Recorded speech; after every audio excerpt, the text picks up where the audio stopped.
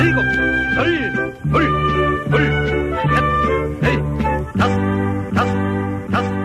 잘한다. 김어준의 뉴스 공장. 중국 공산당이 시진핑 1인 체제로 심지어는 황제로 등극했다라고 하는 언론 보도 최근에 많이 나오고 있습니다. 그런데 이건 잘못된 분석이다. 잘못된 해석이다. 이렇게 말씀하시는 분 오랜만에 저희 스튜디오에 다시 나오셨습니다. 도올 김영호 선생님 나오셨습니다. 안녕하십니까? 아유, 반갑습니다. 안녕하십니까, 선생님. 네. 지난주에 CBS 김현정의 뉴스쇼에 나오신 걸 듣고, 우리가 한 말 늦었다. 모시려고 했는데, 거기를 먼저 나가셨더라고요, 선생님. 섭섭하고. 좀 먼저 불러주지. 맞습니다. 저희가 잘못했습니다. 네. 자, 그렇지 않아도 저희가, 이거는 선생님을 모시고 얘기를 들어봐야 되겠다. 중국 이야기는. 네. 전문가시니까. 그리고 시진핑에 대해서도 여러 차례 말씀하셨잖아요. 네. 네. 그래서, 방송 한번 하셨지만 시간이 그렇게 길지는 않았기 때문에 네네. 저희가 또 한 번 모시고 좀 더, 한발적으로 옆으로 갈 수 있겠다 싶어가지고 모셨습니다. 우선 저는 이거부터 여쭤볼게요. 그 시진핑 관련해가지고 황제 대관식이다. 그 외신들도 그렇게 많이 보도합니다. 예, 대관식이다. 그리고 뭐 격대 지정이라고 하나요? 5년 미리. 예, 5년 미리, 그러니까 바로 다음이 아니라 그 다음 그 후계자를 미리 지정해 놓고 시작한다. 네. 예, 그런 전통이 있는데, 이번에는 그렇게 안 하는 거 보니까 향후 10년간 시진핑이 해먹으려고 하는 거구나. 이제 뭐 사실상 전통도 다 깨고 황제가 됐다. 이런 보도가 많이 나왔잖아요. 우선 그거 잘못된 해석이다. 그거 왜 그렇습니까? 거기서부터 시작해야 될 것 같아요. 저도 기사를 읽다가, 그런가? 이렇게 생각했거든요. 역시 형안이 있으시네. 항상 통찰력이 있으시니까. 근데, 그 격대 지정이라고 하는 것은 그 중국의 오래된 전통이고 그것을 시진핑이 계속 했어야 됐다. 이런 전제가 있는데. 그렇죠. 네. 그 전제가 우선 틀린 거죠. 전제부터 틀렸다? 네. 이 격대 지정이라는 것은 중국 현대사에서 단 한 번의 사례밖에 없습니다. 그것은, 등소평이 당시의 정황에서 이 문제를 해결해 나가는데 개혁 개방을 강력하게 추진하기 위해서는 강택민과 같은 상해파의 테크노크라트가 필요하다. 그래서 그 사람을 후계자로 지목을 하면서 근데 이 사람은 상당히 권력 의지가 강하고 그 패거리 의식이 강하기 때문에 주변에 떨거지들이 콱 둘러쌀 거다. 그러면은 중국이 위태롭다. 그래서 굉장히 그런 성향에 반대되는 인물로서 자기가 믿을 수 있는 누구야, 후진타오. 호금도라는 인물을, 다음에는 네가 10년 해먹고, 그거 끝난 다음에 반드시 호금도로 해라. 해가지고, 그걸 격대 지정이라고 했는데, 그거는 이거 한 사례밖에 없어요. 그래요? 왜 그러냐면, 그 다음에 시진핑이 올라올 때는 격대 지정이고 아무것도 없는 상태에서, 시진핑은 그냥 올라온 거예요. 소위 말해서 강택민 상해파와 호금도,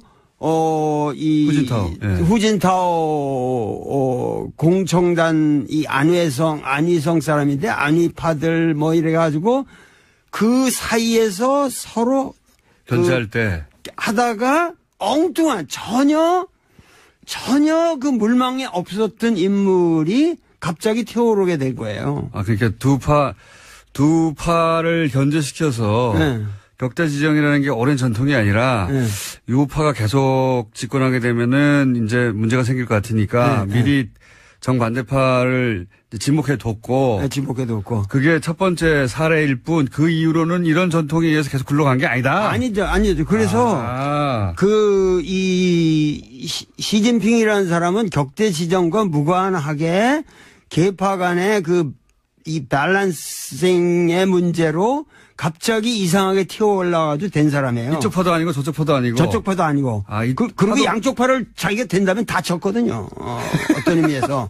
그러니까는 이 5년 동안에 이 사람은 굉장히 피눈물 나는 노력을 했고 그 5년간의 결실 이후에 사실은 격대 지정할 이유가 없는 거죠. 왜냐하면 자기가 원하는 그러한 정책을 강력하게 밀기 위해서는 또다시 황태자를 만들면 이건 구식이란 말이죠. 그거는 봉건적인 그 지정 방식이거든요. 그러니까는 오히려 그런 것을 사실은 격대 지정을 안 한 것이 사실은 민주적인 정치 제도의 발전입니다. 오히려? 그렇죠. 오히려 그것은 중국 공산당이 나아갈 굉장히 훌륭한 길을 예시한 거예요. 왜 이런 얘기를 하냐면은 그런 것뿐만 아니라 개인적인 이런 누굴 황태자를 지정하고 뭐 이런 것뿐만 아니라 이것을 제도적으로 정착시키기, 그러니까 제도적인 어떠한 그 위반 사례가 없는 굉장히 치밀한 공정한 결정이라고 하는 것을 입증하는 것이 더 중요한 거는 칠상팔하라는 거거든요. 칠상파가 뭡니까? 칠상팔하. 738하. 67세까지만 정계에 올라갈 수 있고 68세가 되면 정확하게 니들은 샤다 물러나라. 그러면은 요번에 상무위원 이후 예를 들면 이 정치국 위원 25명 뿐만 아니라 그 밑에 뭐냐면은 204명의 중앙위원들 이 전체가 정확하게 칠상팔하의 원칙을 지켰습니다. 68세는 한마디로 말해서 한 명도 없다는 거예요. 이것은 뭐냐면 중국의 리더십이 세대별로 정확하게 교체되는 룰을 확고하게 만든 거예요. 이것은 동시에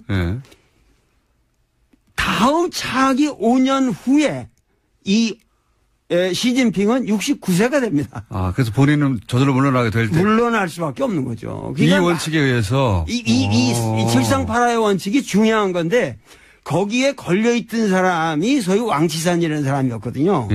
그런데 68세가 올해 됐는데 그 사람을 갖다가 중앙기율위원회 소위 말해서 부패청산에 가장 앞섰던 사람이고 이 사람이 계속 갈 거다. 그러면은 이게 황제 권력을 만드는 거다 이랬는데 그 원칙도 깨지고 그 사람이 스스로 물러났어요. 깨끗하게 물러나고. 그래서 중국 지금 정치인은 우리가 생각하는 거하고 달리 어떠한 제도적인 원칙에 의해서 그 공정한 게임을 갖다가 계속 해 나가고 있다는 거예요. 그러면은 후진타오가 격대 지정을 안 했지만 67세라는 원칙을 이번에 스스로 지켰기 때문에 그렇게 지켜서 인선을 했기 때문에 자기는 다음번에 자동으로 올려서 자기가 이제 사라질 거를 지금 예언한 것과 마찬가지죠. 예언한 거죠. 그 자기가 나는 내가 1인 독재 이런 거 관심 없다. 격대 지정의 방식이 아니라 이런 식으로.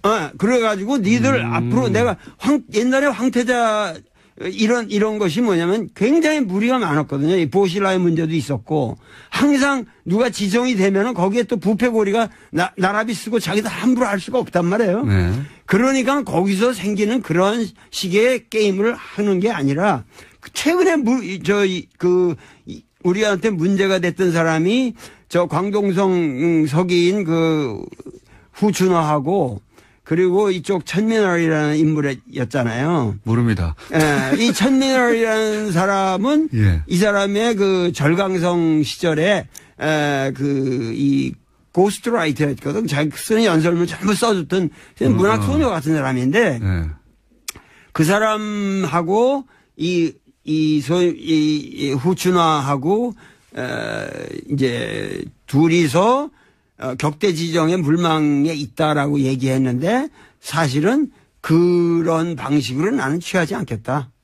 그러고서 니들은 공정하게 앞으로 5년 동안 25명 중에 1인으로서 거기서 이제 차기는 경쟁에서 성장해라. 올라와라. 그러니까 지금 사람은 5년 전에 내가 뭐 미래 해놓으면 교통사고로 죽을 수도 있고 어떻게 될지 모르는 거 아니에요. 그러니까 나는 저기를 안 하겠다는 거예요. 그러니까 내가 다음 후계자를 지정하는 방식 자체가 비민주적이다. 비민주적이라는 거죠. 예. 그리고 계속 젊은 세대가 정치 교체를 해 나가려면 그냥 나이로 자르면 된다. 그렇죠. 이런 원칙을 천명한 것이지 그러니까 황제가 안 되겠다고 한 것이다. 이게 거꾸로 안 되겠다고 한 것이죠. 그리고 이 전체 3시간 반에 예. 그 장문에 이거를 내가 다 들었는데 연설을 3시간 반이나 했잖아요. 그거 다 들었어요, 내가.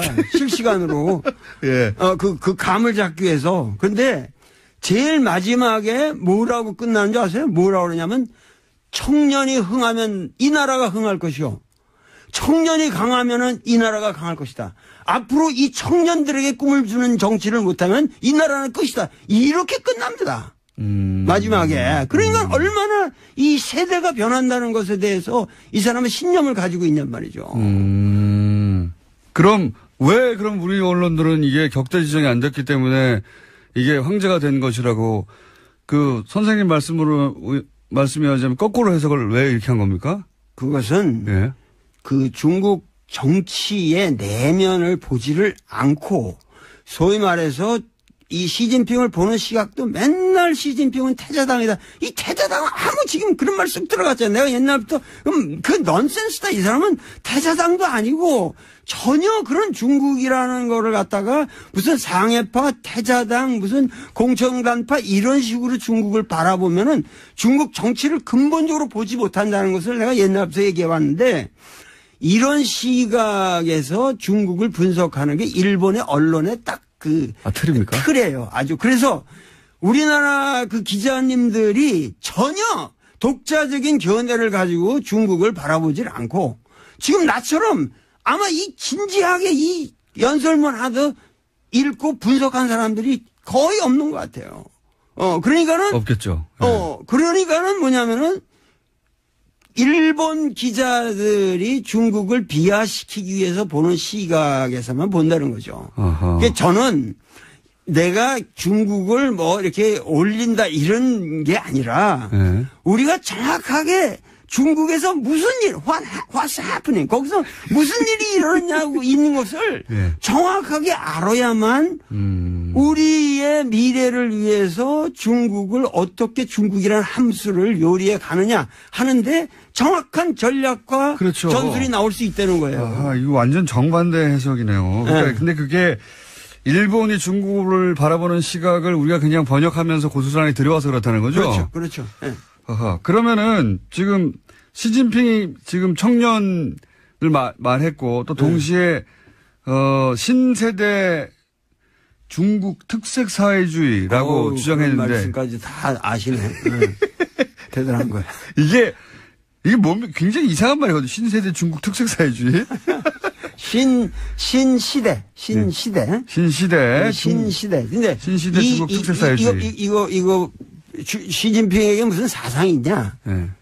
사람들이 탁 묻는데 시진핑은 뚜렷한 사상이 있어요. 어떤 게 있습니까? 뭐냐면 이번 전체 여기 3시간 반의 연설을 치밀하게 분석해 보면 놀라운 게 있습니다. 무슨 얘기냐면은 공산주의라는 것은 우리가 이론적으로 여기 다 아시겠지만 뭐냐면 역사를 이 발전적으로 보는 거 발전 단계로 보는 것이고 그리고 그 역사가 그 변주법적 발전을 하는 가장 추동력이라고 하는 것이 소위 말해서 생산력과 생산 관계의 모순이라는 거란 말이에요. 네, 마르크스의 주장이에요. 네, 마르크스의 주장에 그래서 그것이 생산 양식을 형성하는데 그게 하부 구조를 이루고 거기서 이제 상부 구조가 놀아난다 이런 얘기인데 이 사람은 완전히 그런 구태의연한 틀을 깼어요.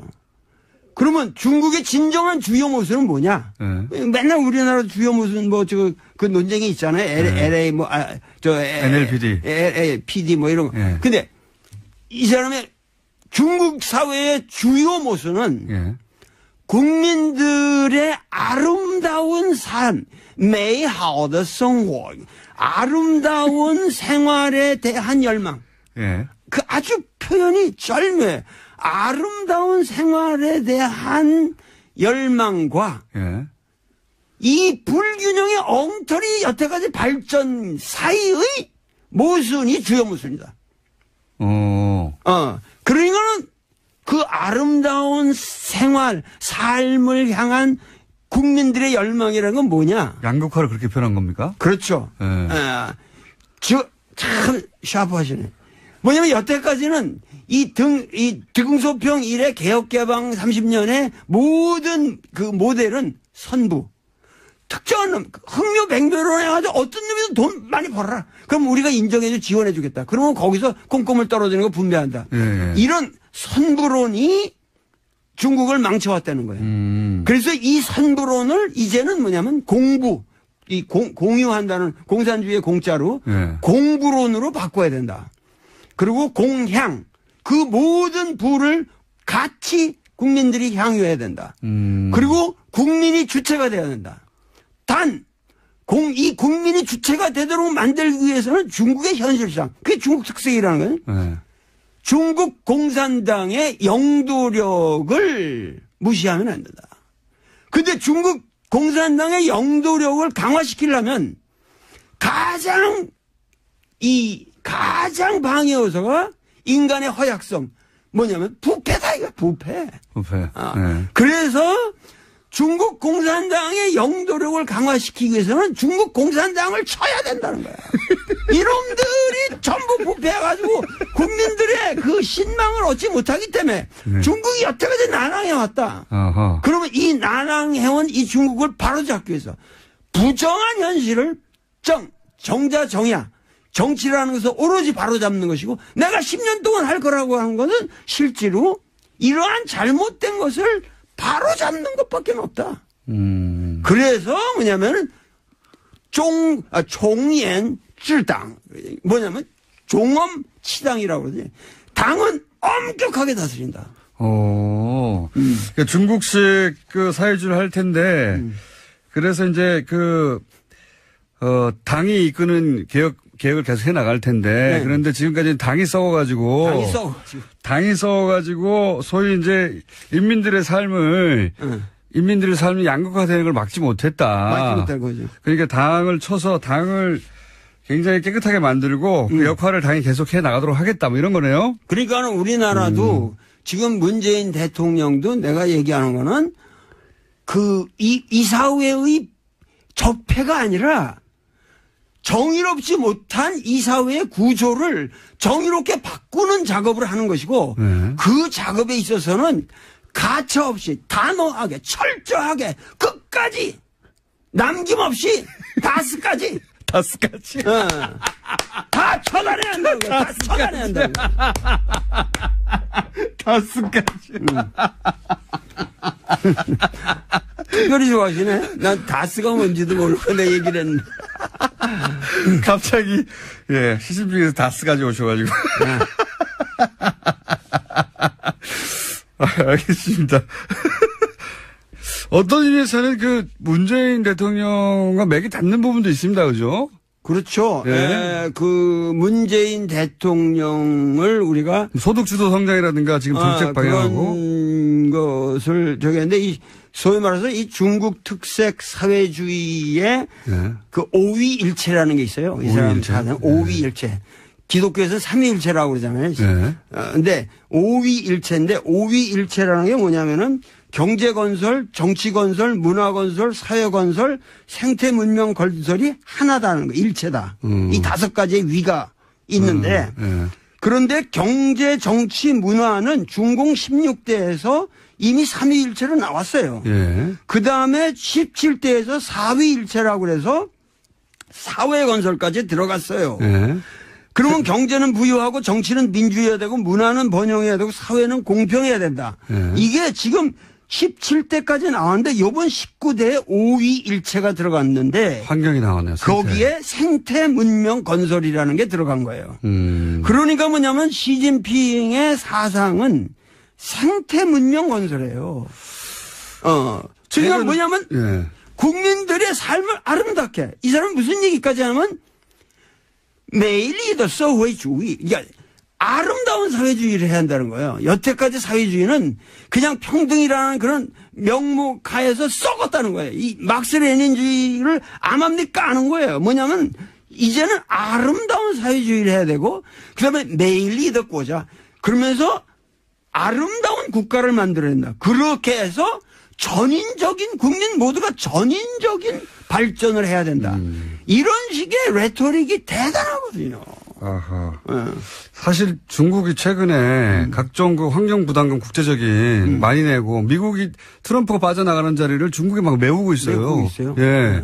그게 근데 그런 데서 나온 거군요. 실제로 예. 중국은 이 태양광 발전에 있어서 세계 제1위를 맞습니다. 기술 면에서도 제1위를 달리고 있고 여러 가지 면에서 지금 뭐냐면 도시 계획도 뭐냐면 지금 아까 그 후춘화 같은 경우도 얘기지만은 그 사람의 그 잘못된 것이 뭐냐면은 그 사람의 몽골 비서 당서기를 할 적에 그 예를 들면 3만 명이 사는 지역에 10만 명이 사는 그냥 뭐 그 아파트를 지고 막 이런 식으로 예. 무자비한 개발들을 했단 말이에요. 그러니까 예.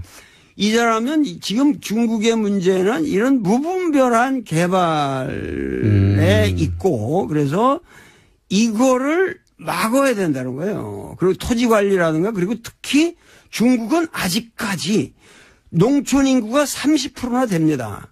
그러면은 이것에 의한 중국의 농촌을 살리지 않으면 중국이 미국이나 이런 거랑 앞으로 그 대항할 때 중국의 특색이 없어진다는 거예요.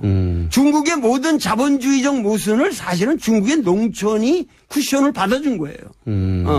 그렇기 때문에 이 환경 문제를 앞으로 이 도농 간의 격차라든가 이런 문제를 해결하지 않으면 이것은 우리가 지금 민족의 위기를 맞이한다. 그래서 이러한 근본적인 그러니까 공산주의의 원래 평등관이라고 하는 것을 이 사람은 생태 문명이라는 말로 바꿨어요. 굉장히 세련되게 변화. 세련됐죠. 그런 변화가 지금 막 일어나고 있다. 네.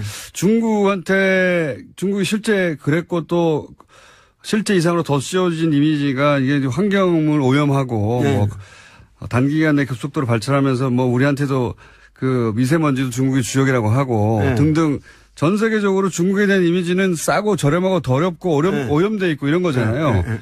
이거를 근본적으로 뒤집겠다고 지금 나선 거네요. 말하자면. 그렇죠. 앞으로 5년 동안 여태까지는 자기가 그 소위 말해서 이 종엄치당 그 당내의 부패 그리고 더 큰 것은 군대 내 부패였어요. 그래서 군대를 과감하게 축소시켰잖아요.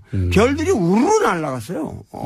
그래가지고 그 군대를 축소시키면서 실제적으로 강군몽이라고 이 사람이 처음 등장해서 중국몽이라고 중국어몽. 근데 거기에 강군몽이라는 게 있었단 말이에요. 근데 이 강군몽이라는 걸 실현했어요. 과거보다 엄청나게 지금 군사력이 증가했습니다.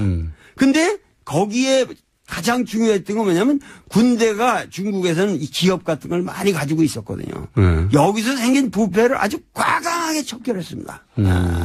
그래서 하여튼 중국에서 고위 관료라고 그럴 수 있는 사람이 여태까지 매일 500명 이상씩 목이 잘려 나갔어요. 매일이요? 매일 500명. 그러니까 우리나라는 너무 이게 지금 처단이 안 되고 있는 거예요. 오히려. 네, 우리나라는 훨씬 중국보다 아주 느슨합니다. 중국은 당이 하나니까요, 뭐. 당이 하나니까 그게 그러니까 그 말이 무슨 얘기냐면 당이 하나라고 하지만은 그 안에는 수없는 계파가 있어서 민주적인 밸런스가 있고 단지 뭐냐면 당의 영도력을 가지고 바른 일을 해나가는 것이 그것이 중국 특색이라는 거예요.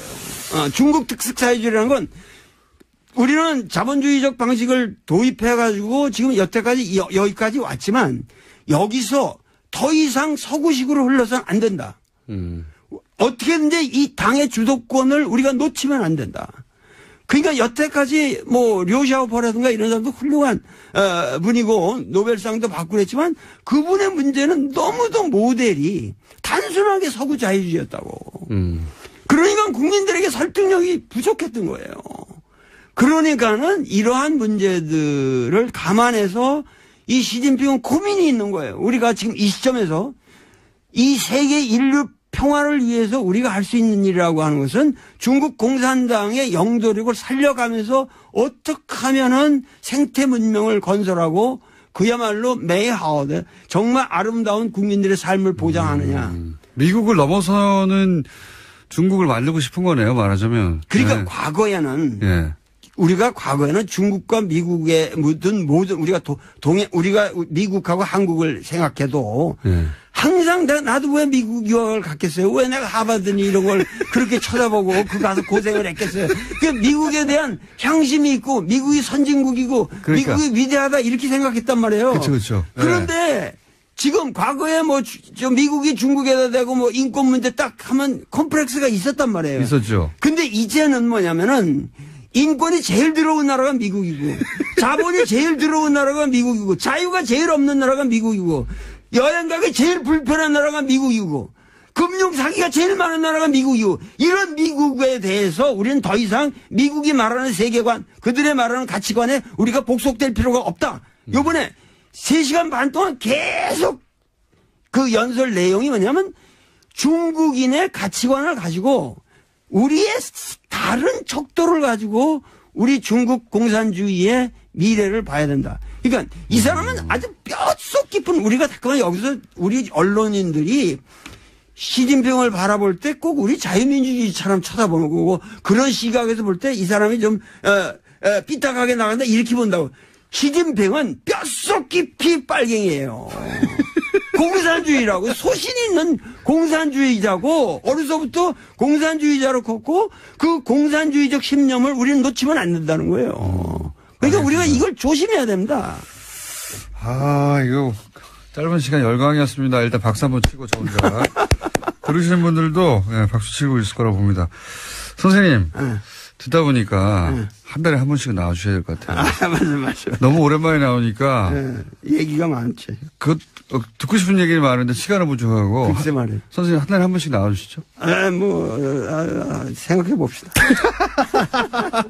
나는 어준이가 너무 좋아가지고. 어준이의 그 쾌활한 웃음이 없으면 우리 국민들이 참 서글플 거예요. 선생님 가시기 전에 단답형으로 몇 가지만 말씀해 주시죠. 예. 시간이 거의 다 되긴. 이거 빨리 해야 되는데. 지나갔어요. 지나가서 오늘 질문 굉장히 많은데 질문 2개 했는데 여기까지 온 겁니다. 질문지는 10개인데. 트럼프는 어떤 사람입니까? 간단하게 얘기하면. 좀 시간은 지났는데 짧게 해주시죠. 트럼프는 훌륭한 사람이죠. 왜냐하면은 미국의 진정한 모습을 예. 아주 솔직하게 보여주는 그건 위대한 리더예요. 여태까지 미국은 케네디부터 여태까지 쭉 뭐냐면 위장된 리더십이었거든요. 이 사람은 honest 리더십. 지금 미국의 수준을 그대로 드러내는 것이다. 그렇죠. 예. 미국이 원래 그런 나라예요.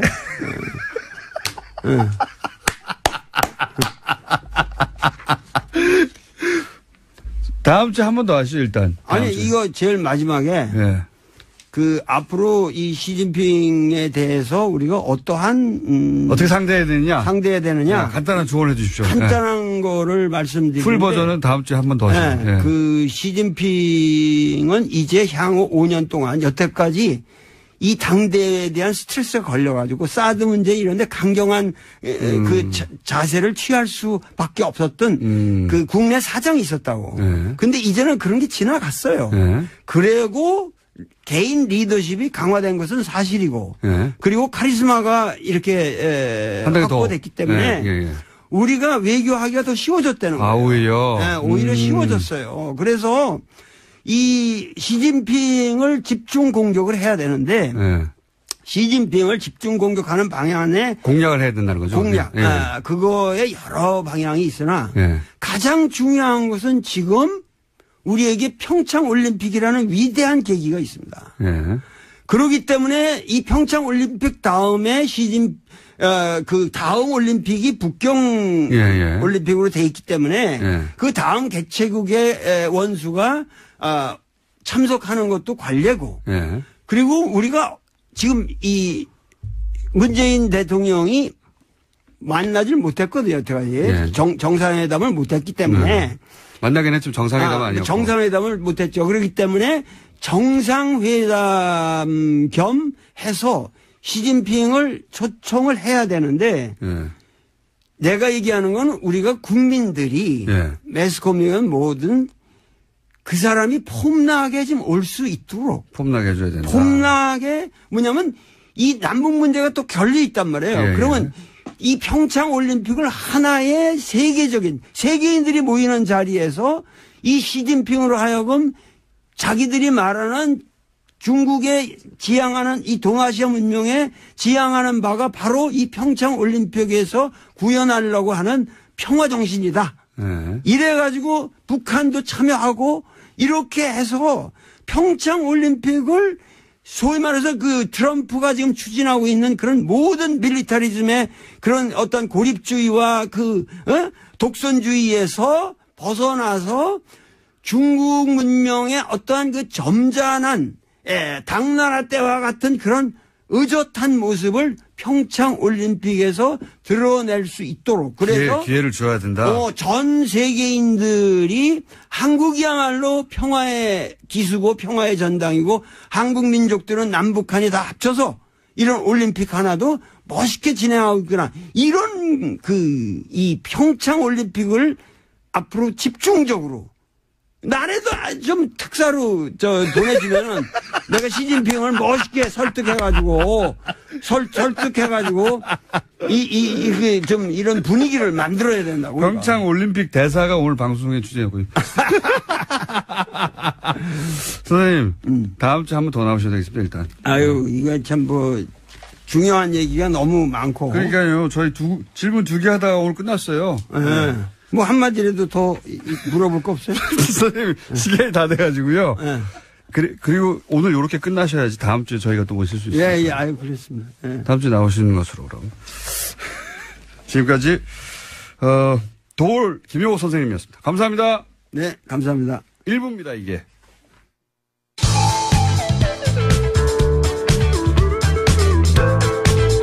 뉴스의 깊이가 다릅니다. 최고의 뉴스 생산자 김어준입니다.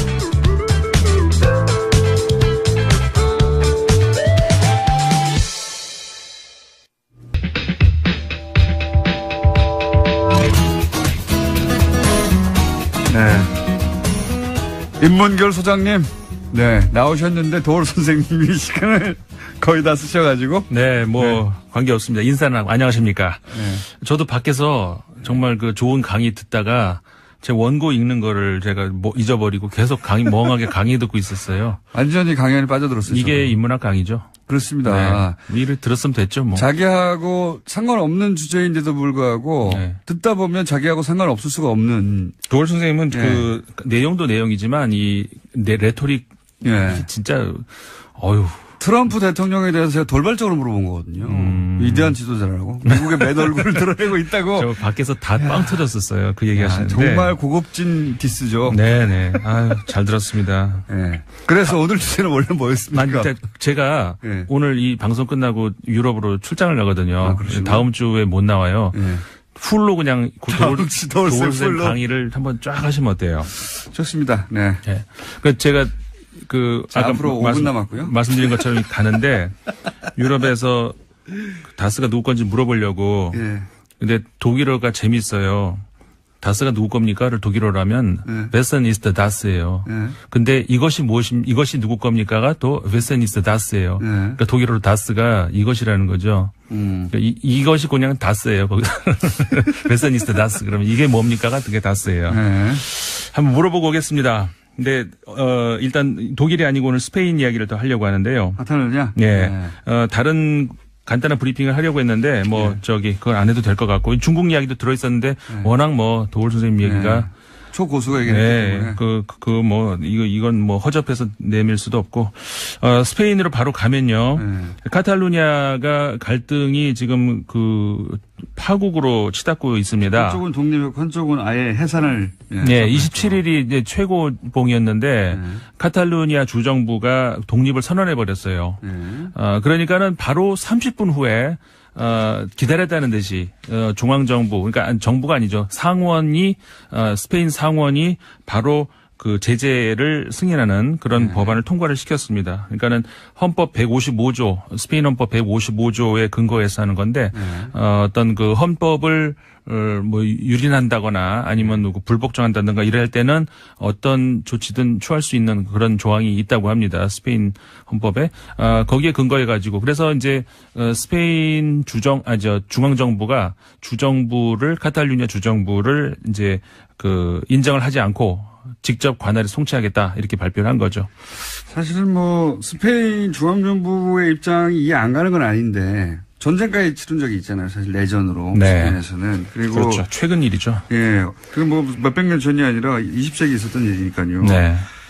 그런데 또 저는 이제 이 카탈루냐 독립과 관련해서 새로운 모델이 나올 수도 있다는 생각을 하는 게요. 네. 카탈루냐에 대해서 이제 무슨 강대국들은 반대하고 그리고 뭐 EU도 반대할 수밖에 없죠. 그 그렇죠. 안에 독립을 인정하기 시작하면은 뭐 이유가 뭐 굉장히 현실적인 이유죠. 엄청나게 쪼개지겠죠. 네. 예. 그 어디입니까? 저기 갑자기 벨기에만 하더라도 조금만 나는데도 거기서도 갈라지려고 그러잖아요. 네네. 위아래로. 네. 그런데 제가 이제 어차피 시간이 없으니까 말씀하세요. 남은 시간 다 하시지요. 제가 아는 새로운 흐름 중에 하나가 네. 이 알프스 지역 주변에 네. 그 매크로 알파인이라고 그러니까 국가 단위로 EU하고 거래했잖아요. 아니 그 뭐 정책에 대해서 논의했잖아요. 네. 근데 알프스 주변 지역이 국가 단위가 아니라 지역 공동체 단위로 지역 경제 단위로 EU와 직접 협상을 하는 그런 움직임이 작년에 시작됐어요. 네. 그 말씀을 안 그래도 제가 드리려고 했었는데 사실은 그 스페인의 문제를 보려면은 우리가 한 발짝 떨어져서 그러니까 우리가 아니죠. 사실 유럽 사람들이 한 발짝 떨어져서 그 유럽 통합의 정신을 먼저 봐야 돼요. 사실 그거는 통합 정신은 이제 옛날에 칸트부터 시작이 된 거지만 어쨌든 거기까지 갈 건 없고 뭐냐면은 현대적 의미에서의 그러니까는 그 뭡니까 이 외교, 국방 이런 거를 통합하자는 그런 게 아니고 그러니까 그런 거는 이제 큰 단위에서 그러니까 하는데 문화적인 것 이런 것들은 더 잘게 쪼개 가지고 그거는 더 보장하자는 것이 유럽 그 통합의 정신이었거든요. 그런데 그게 지금 안 되고 있잖아요. 그러니까는 카탈루니아 입장에서도 그 기대를 했었을 법하죠. 그렇게 되면 뭐 자기 언어나 자기 문화나 그렇죠. 전혀 안 되잖아요. 그러니까는 다른 그 스코틀랜드 마찬가지고요. 아까 말씀하셨던 벨기에도 그렇고 이탈리아도 북부하고 또 그런 게 있죠. 남부도 있고. 프랑스 내부에도 또 있습니다. 지역별로. 그러니까는 유럽 통합 당시에 이 사람들이 제가 그때 프랑스에 있었는데 그 베토벤 그 교향곡 9번 이게 이제 유럽 가잖아요. 그 막 몰려 펴지면서 그 축제의 분위기 정말 부러웠거든요. 근데 그런 게 지금 온데간데 없어졌잖아요. 그런 게 저는 새로운 국경의 개념 혹은 새로운 국가의 개념도 탄생할 수 있다. 그렇죠. EU 자체도 사실 독특한 건데 나라끼리 다 단순히 국경을 허문다는 의미에서의 그런 유럽이 돼서는 안 된다는 거죠. 그러니까 지금까지 생각하듯이 국경 절대적이고 국가는 절대적이었다. 사실 국가의 탄생도 얼마 안 됐지 않습니까? 그렇죠. 국민국가의 탄생도. 그렇죠. 그러니까 국가 단위가 아니라 어떤 지역 경제 단위로 지역 혹은 뭐 문화 단위로 네네. EU와 협상한다는 것은 국가 이외의 존재를 인정한다는 거거든요. 그렇죠. 너무 많이 나간 얘기인가요? 네. 아니 근데 새로운 모델을 우리가 한번 지켜볼 수도 있을 것 같다. 그거는 굉장히 유용한 분석이신 것 같아요. 김상훈 의원이었습니다. 네, 안녕. 감사합니다. 이런 거 관심 없다. 격자 지정의 방식이 아니라 이런 식으로. 그래가지고 니들 앞으로 내가 옛날에 황태자 이런 것이 뭐냐면 굉장히 무리가 많았거든요. 이 보실라의 문제도 있었고 항상 누가 지정이 되면은 거기에 또 부패고리가 나라비 쓰고 자기도 함부로 할 수가 없단 말이에요. 네. 그러니까 거기서 생기는 그런 식의 게임을 하는 게 아니라 최근에 우리한테 문제가 됐던 사람이 저 광동성 서기인 그 후춘화하고 그리고 이쪽 천민월이라는 인물이었잖아요. 모릅니다. 이 천민월이라는 사람은 이 사람의 그 절강성 시절에 이 고스트라이터였거든. 자기 쓰는 연설문을 전부 써줬던 문학 소녀 같은 사람인데 그 사람하고 이 후춘화하고 이제 둘이서 격대 지정의 물망에 있다라고 얘기했는데 사실은 그런 방식으로 나는 취하지 않겠다. 그러고서 니들은 공정하게 앞으로 5년 동안 25명 중에 1인으로서 거기서 이제 차기는 경쟁에서 성장해라. 올라와라. 그러니까 지금 사람은 5년 전에 내가 뭐 미래 해놓으면 교통사고로 죽을 수도 있고 어떻게 될지 모르는 거 아니에요. 그러니까 그런 나는 저기를 안 하겠다는 거예요. 그러니까 내가 다음 후계자를 지정하는 방식 자체가 비민주적이다. 비민주적이라는 거죠. 예. 그리고 계속 젊은 세대가 정치 교체를 해 나가려면 그냥 나이로 자르면 된다. 그렇죠. 이런 원칙을 천명한 것이지 그러니까 황제가 안 되겠다고 한 것이다. 이게 거꾸로 안 되겠다고 한 것이죠. 그리고 이 전체 3시간 반에 그 장문에 이거를 내가 다 들었는데 연설을 3시간 반이나 했잖아요. 그거 다 들었어요, 내가. 실시간으로. 그 감을 잡기 위해서. 근데 제일 마지막에 뭐라고 끝나는 줄 아세요? 뭐라고 그러냐면 청년이 흥하면 이 나라가 흥할 것이요. 청년이 강하면은 이 나라가 강할 것이다. 앞으로 이 청년들에게 꿈을 주는 정치를 못하면 이 나라는 끝이다. 이렇게 끝납니다. 마지막에. 그러니까 얼마나 이 세대가 변한다는 것에 대해서 이 사람은 신념을 가지고 있냔 말이죠. 그럼 우리 언론들은 이게 격대 지정이 안 됐기 때문에 이게 황제가 된 것이라고 그 선생님 말씀이 하자면 거꾸로 해석을 왜 이렇게 한 겁니까? 그것은 그 중국 정치의 내면을 보지를 않고 소위 말해서 이 시진핑을 보는 시각, 그거는 봉건적인 그 지정 방식이거든요. 그러니까는 오히려 그런 것을 사실은 격대 지정을 안 한 것이 사실은 민주적인 정치 제도의 발전입니다. 오히려? 그렇죠. 오히려 그것은 중국 공산당이 나아갈 굉장히 훌륭한 길을 예시한 거예요.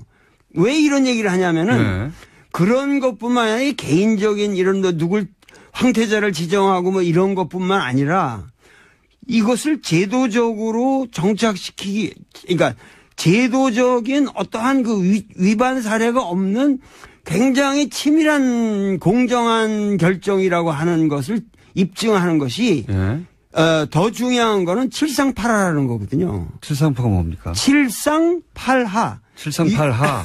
67세까지만 정계에 올라갈 수 있고 68세가 되면 정확하게 니들은 다 물러나라. 그러면은 요번에 상무위원 이후 예를 들면 이 정치국 위원 25명 뿐만 아니라 그 밑에 뭐냐면은 204명의 중앙위원들 이 전체가 정확하게 칠상팔하의 원칙을 지켰습니다. 68세는 한마디로 말해서 한 명도 없다는 거예요. 이것은 뭐냐면 중국의 리더십이 세대별로 정확하게 교체되는 룰을 확고하게 만든 거예요. 이것은 동시에 다음 차기 5년 후에 이 시진핑은 69세가 됩니다.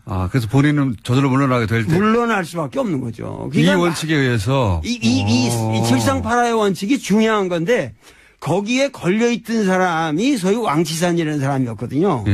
그런데 68세가 올해 됐는데 그 사람을 갖다가 중앙기율위원회 소위 말해서 부패청산에 가장 앞섰던 사람이고 이 사람이 계속 갈 거다. 그러면은 이게 황제 권력을 만드는 거다 이랬는데 그 원칙도 깨지고 그 사람이 스스로 물러났어요. 깨끗하게 물러나고. 그래서 중국 지금 정치는 우리가 생각하는 거하고 달리 어떠한 제도적인 원칙에 의해서 그 공정한 게임을 갖다가 계속 해나가고 있다는 거예요. 그러면은 후진타오가 격대 지정을 안 했지만 67세라는 원칙을 이번에 스스로 지켰기 때문에 그렇게 지켜서 인선을 했기 때문에 자기는 다음번에 자동으로 올려서 자기가 이제 사라질 거를 지금 예언한 것과 마찬가지로. 예언한 거죠. 그 자기가 나는 내가 1인 독재 또 맨날 시진핑은 태자당이다. 이 태자당은 아무 지금 그런 말 쑥 들어갔잖아요. 내가 옛날부터 그 넌센스다. 이 사람은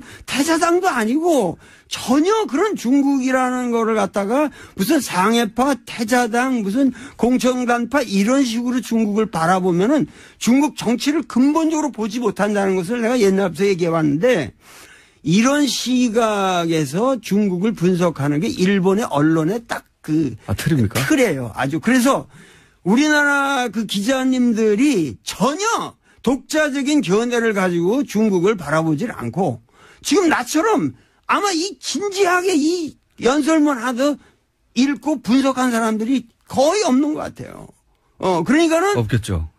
그러니까는 뭐냐면은 일본 기자들이 중국을 비하시키기 위해서 보는 시각에서만 본다는 거죠. 그러니까 저는 내가 중국을 뭐 이렇게 올린다 이런 게 아니라 우리가 정확하게 중국에서 무슨 일, what's happening, 거기서 무슨 일이 일어났냐고 있는 것을 정확하게 알아야만 우리의 미래를 위해서 중국을 어떻게 중국이라는 함수를 요리해 가느냐 하는데 정확한 전략과 그렇죠. 전술이 나올 수 있다는 거예요. 이거 완전 정반대 해석이네요. 그러니까 근데 그게 일본이 중국을 바라보는 시각을 우리가 그냥 번역하면서 고스란히 들여와서 그렇다는 거죠? 그렇죠. 그렇죠. 네.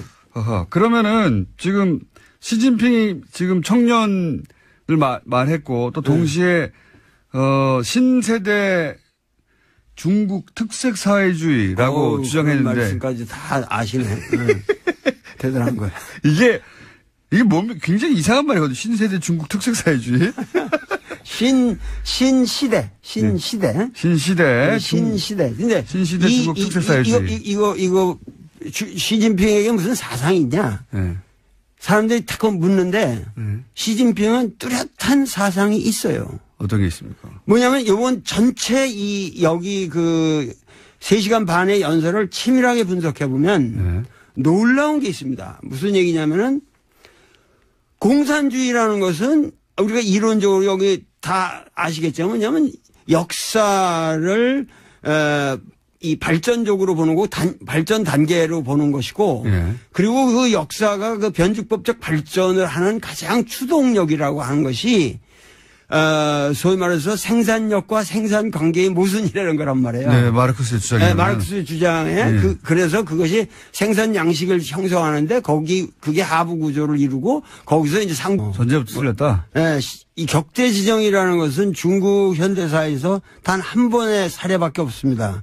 그것은 등소평이 당시의 정황에서 이 문제를 해결해 나가는데 개혁개방을 강력하게 추진하기 위해서는 강택민과 같은 상해파의 테크노크라트가 필요하다. 그래서 그 사람을 후계자로 지목을 하면서 근데 이 사람은 상당히 권력의지가 강하고 그 패거리 의식이 강하기 때문에 주변에 떨거지들이 콱 둘러쌀 거다. 그러면은 중국이 위태롭다. 그래서 굉장히 그런 성향에 반대되는 인물로서 자기가 믿을 수 있는 누구야 후진타오 호금도라는 인물을 다음에는 네가 10년 해먹고 그거 끝난 다음에 반드시 호금도로 해라. 해가지고 그걸 격대 지정이라고 했는데 그거는 이거 한 사례밖에 없어요. 그래요? 왜 그러냐면 그 다음에 시진핑이 올라올 때는 격대 지정이고 아무것도 없는 상태에서 시진핑은 그냥 올라온 거예요. 이 소위 말해서 강택민 상해파와 이 호금도 후진타오 공청단 이 안희성 사람인데 안희파들 뭐 이래가지고 그 사이에서 서로 견제할 때 하다가 엉뚱한 전혀 그 물망에 없었던 인물이 갑자기 튀어오르게 된 거예요. 그러니까 두 파를 견제시켜서 격대 지정이라는 게 오랜 전통이 아니라 이 파가 계속 집권하게 되면은 이제 문제가 생길 것 같으니까 미리 정반대파를 지목해 뒀고. 네, 지목해 뒀고. 그게 첫 번째 사례일 뿐 그 이후로는 이런 전통에 의해서 계속 굴러간 게 아니다. 아니죠. 그래서 시진핑이라는 사람은 격대 지정과 무관하게 계파 간의 이 밸런싱의 문제로 갑자기 이상하게 튀어 올라가도 된 사람이에요. 이쪽 파도 아니고 저쪽 파도 아니고. 저쪽 파도 아니고. 그리고 양쪽 파를 자기가 된다면 다 쳤거든요. 어떤 의미에서. 그러니까는 이 5년 동안에 이 사람은 굉장히 피눈물 나는 노력을 했고 그 5년간의 결실 이후에 사실은 격대 지정할 이유가 없는 거죠. 왜냐하면 자기가 원하는 그러한 정책을 강력하게 밀기 위해서는 또다시 황태자를 만들면 이건 구식이란 말이죠. 하나, 둘, 셋, 넷, 다섯, 여섯, 일곱, 여덟, 둘, 셋, 넷, 다섯, 다리 운동. 하나, 둘, 셋, 넷, 다섯, 일곱, 여덟, 둘, 셋, 넷, 다섯, 운동. 하나. 김어준의 뉴스 공장. 중국 공산당이 시진핑 1인 체제로 심지어는 황제로 등극했다라고 하는 언론 보도 최근에 많이 나오고 있습니다. 그런데 이건 잘못된 분석이다. 잘못된 해석이다.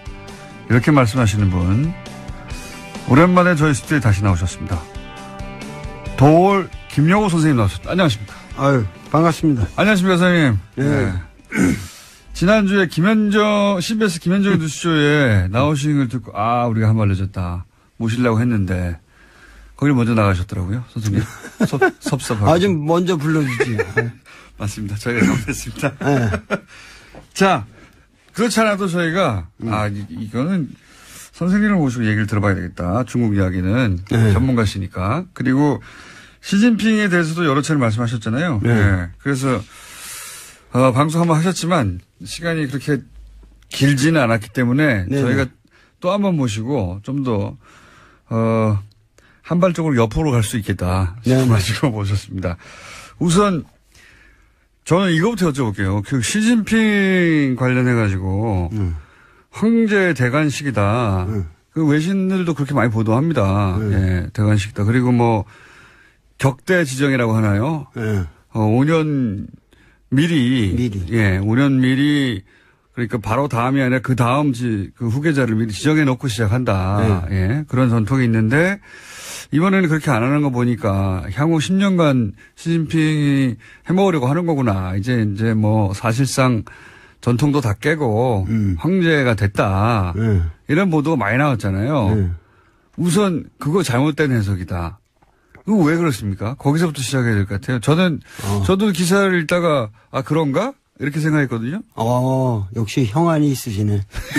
항상 통찰력이 있으시니까. 근데, 그 격대 지정이라고 하는 것은 그 중국의 오래된 전통이고 그것을 시진핑이 계속 했어야 됐다. 이런 전제가 있는데. 그렇죠.